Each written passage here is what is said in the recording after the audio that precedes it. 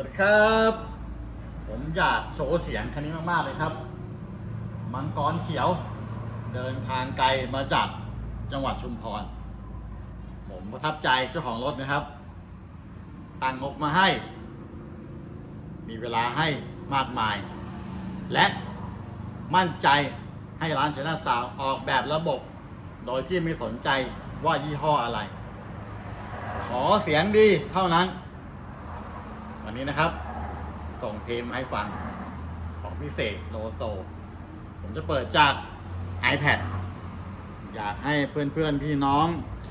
คนรักเครื่องเสียงตั้งใจฟังชิ้นดนตรีนะครับกลองทุกใบดนตรีทุกชิ้นออกครบ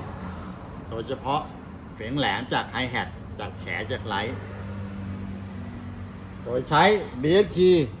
Rebec 12 Channel จำไว้เลยนะครับจำไว้ให้ขึ้นใจจำไว้ให้แม่นๆอยากใช้ DSP ต้อง Rebec 12 Channel นะครับขอย้ำว่าต้อง Rebec 12 Channel เสียงดีจริงๆฟังกันครับ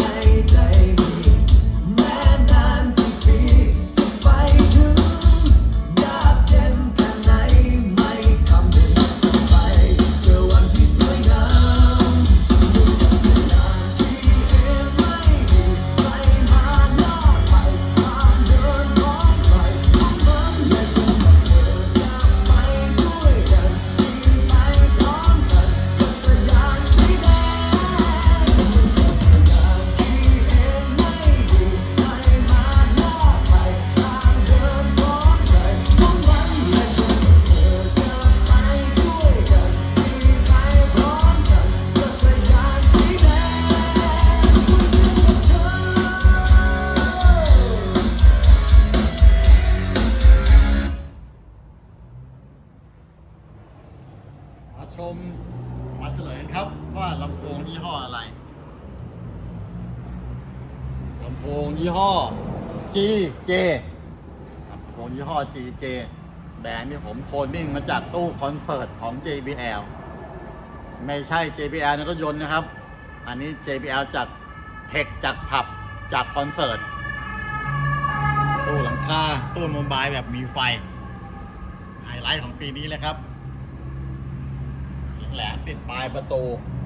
ได้เวทีสูงและกว้าง 8 นิ้วแผงประตูยุค 90 ตู้ซับวูฟเฟอร์ซับ 12 นิ้ว GJ เสียงดีหนักแน่น อยากได้เสียงดีแบบคันนี้นะครับ เชิญที่ชัยนาทซาวด์